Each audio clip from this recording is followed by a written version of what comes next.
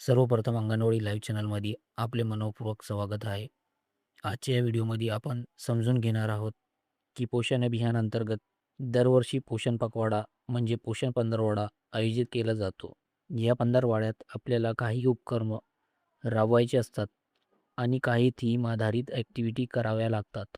या सर्व उपक्रमाची डाटा एंट्री पोषण अभियान जन आंदोलन डॅशबोर्डवर करावा लागते. म्हणूनच या व्हिडिओमध्ये आपण पाहणार आहोत की जन आंदोलन डॅशबोर्डवर डाटा एंट्री कशी करावी हे आपण स्टेप बाय स्टेप समजून घेणार आहोत. पण त्याआधी जर तुम्ही अजूनपर्यंत अंगणवाडी लाईव्ह चॅनलला सबस्क्राईब केले नसेल तर आत्ताच सबस्क्राईब बटनला क्लिक करून चॅनल सबस्क्राईब करा आणि बाजूला असलेला घंटी चिन्ह नक्की दाबा, जेणेकरून तुम्हाला प्रत्येक नवीन व्हिडिओ आणि माहिती वेळोवेळी मिळत राहील. स्टेप 1, वेबसाईट ओपन करणे. सर्वप्रथम आपल्या मोबाईलमध्ये Google Chrome ब्राउझर ओपन करा. यानंतर सर्च बॉक्समध्ये पोषण अभियान जन आंदोलन किंवा पोषण अभियान असे सर्च करा. स्टेप 2, वेबसाईट निवडणे. सर्च केल्यानंतर पहिलंच वेबसाईट पोषण अभियानची असेल, जिचा पत्ता आहे poshanabhiyan.gov.in. या वेबसाईटवर क्लिक करा. त्यानंतर तुमच्यासमोर जन आंदोलन डॅशबोर्ड ओपन होईल. स्टेप 3, लॉग इन प्रक्रिया. आता वरती दिसणारी 3 लाईन मेनू बटनावर क्लिक करावा. मेनू बटनला क्लिक केल्यानंतर तुम्हाला निळ्या रंगात लॉग इन असा पर्याय दिसेल. त्याच्यावर क्लिक करा. हे लॉग इन स्क्रीन ओपन झालेली आहे. स्टेप 4, युजर नेम आणि पासवर्ड.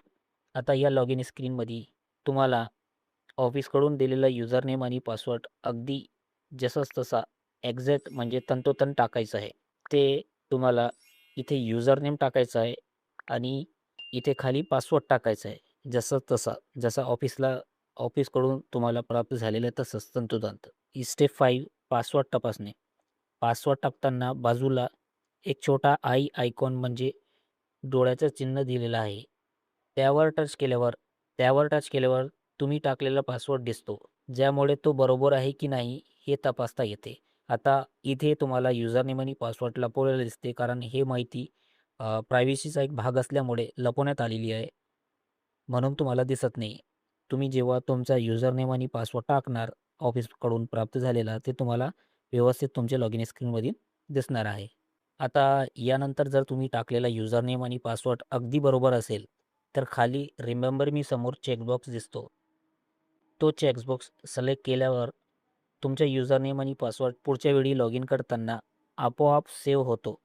पण इथे एक महत्त्वाची गोष्ट लक्षात ठेवायची. जर तुम्ही चुकीचा युजरनेम किंवा पासवर्ड टाकला आणि रिमेंबर मीला टिक केले, तर तोच चुकीचा डाटा सेव्ह होईल आणि प्रत्येक वेळी लॉग इन करताना तोच चुकीचा दिसेल. यानंतर लॉग इन बटनावर क्लिक करा. त्यानंतर तुमच्यासमोर ॲक्टिव्हिटी पार्टिसिपेशन फॉर्म ओपन होईल, जिथे तुम्ही डाटा एंट्री करू शकतात. स्टेप 6, फॉर्म भरायची पद्धत. आता आपण समजून घेणार आहे की फॉर्म आपल्याला कसा भरायचा आहे, ते आपण जाणून घेणार आहे. म्हणून लक्ष देऊन व्हिडिओला पूर्ण बघावे. त्याच्या खाली स्टेप बाय स्टेप आपल्याला फॉर्म भरायचा आहे. तर सर्वात प्रथम इथे येते ग्रुप. आता इथे ग्रुप पोषण पखवाडा ऑलरेडी इथे हे पर्याय आधीपासूनच भरलेला असतो. त्यात तुम्ही काही बदल करू शकत नाही, म्हणून याला सोडून द्यायचा. त्याच्यानंतर दुसऱ्या नंबरला आहे थीम. थीमवर क्लिक केल्यावर थीमची लिस्ट उघडते. त्यातून तुम्हाला हवी ती थीम निवडायची आहे. आता इथे मी उदाहरणासाठी पहिलीच theme mother and child nutrition हे निवडतो आहे. हे निवडले की इथे आपोआप बघा थीममध्ये सिलेक्ट झालेली आहे. ऑर्गनायझर हा पर्याय देखील आधीपासून भरलेला असतो. त्यात बदल करता येत नाही, म्हणून हे पर्याय पण सोडून द्यायचं. बोटाचा साईन स्क्रीनला वर घेतला. यानंतर लेवलमध्ये कोणत्या स्तराची एंट्री करायची आहे ते निवडायचं आहे. प्रोजेक्ट लेवलसाठी ब्लॉक निवडा आणि अंगणवाडी लेवलसाठी AWC निवडा. आपण अंगणवाडी स्तर लेवलची करतो आहे, तर AWC निवडलेला आहे.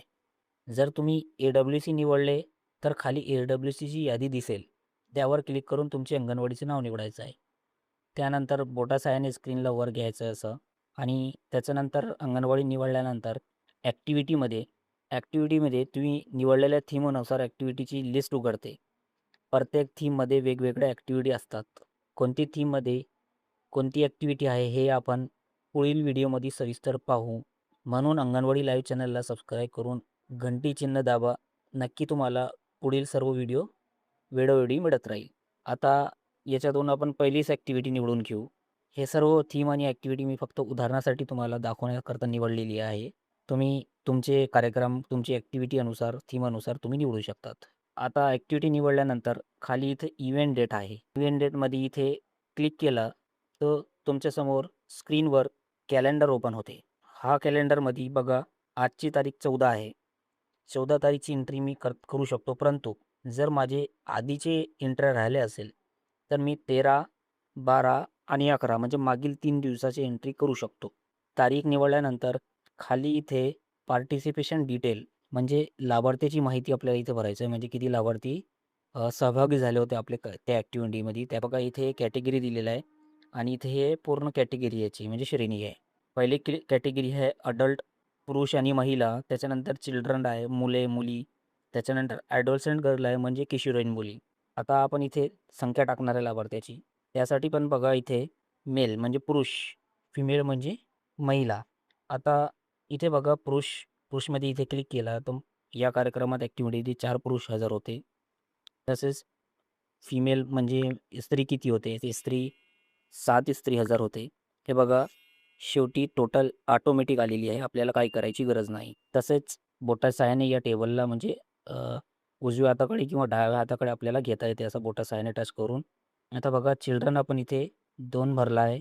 तसेच मुली म्हणजे मुली किती होते कमी वयाचे 3 होते, ते भरलेलं आहे आणि त्याची टोटल पण शेवटी ऑटोमॅटिक आलेली आहे. आता सर्वात खाली आहे ॲडोलसंट गर्ल म्हणजे किती होते, तर किशोरवयीन मुली 5 होते. हे बघा सर्वांची टोटल ऑटोमॅटिक आलेली आहे आणि या सर्वांची मिळून एकूण टोटल इथे पण आलेली आहे. टोटल संख्या आपोआप कॅल्क्युलेट होते. सर्व माहिती भरणे आपल्याला आवश्यक आहे. आता यानंतर ॲक्टिव्हिटीचा फोटो अपलोड करायचा आहे आपल्याला. त्यासाठी इथे बघा हे फोटोवर आपल्याला टच करायचं एकदा. टच केला की आपल्याला आपली गॅलरीही विचारते. हे गॅलरी मी सध्या प्रायव्हसीचा भाग असल्यामुळे पुसकट केलेला लपवलेला आहे, तुम्हाला दिसणार नाही. आता फोटोचा साईज जास्तीत जास्त आपल्याला 2 MB असावा.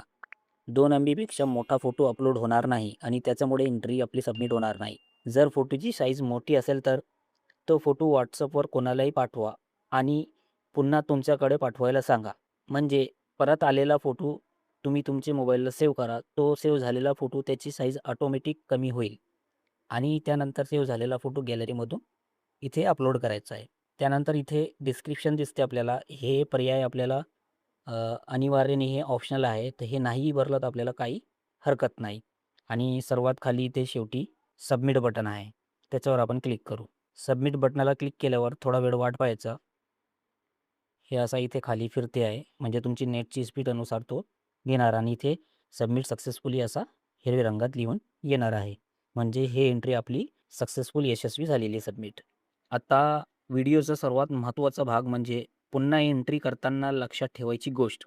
थीम, ॲक्टिव्हिटी, डेट आणि पार्टिसिपेशन डिटेल नीट तपासा. एका थीममध्ये वेगवेगळ्या ॲक्टिव्हिटीची एंट्री करता येते, पण एकाच ॲक्टिव्हिटीची त्याच तारखेला डुप्लिकेट एंट्री करता येणार नाही. महत्त्वाची सूचना म्हणजे जर तुम्हाला कोणतीही अडचण आली तर त्वरित तुमच्या वरिष्ठाशी संपर्क साधा. जर काही समजलं नसेल तर कृपया हा व्हिडिओ पुन्हा एकदा पहा आणि जर तुम्हाला व्हिडिओ आवडला असेल तर त्याला लाईक नक्की करा, ज्यामुळे आम्हाला आणखी व्हिडिओ बनवण्यासाठी प्रेरणा मिळतो. तसेच हा व्हिडिओ तुमच्या ग्रुपमध्येही शेअर करा, जेणेकरून सर्वांना याचा फायदा होईल आणि काम सोपे होईल. तर भेटूया पुढील व्हिडिओमध्ये. व्हिडिओ पाहिल्याबद्दल धन्यवाद. आपली काळजी घ्या. जय हिंद, जय महाराष्ट्र.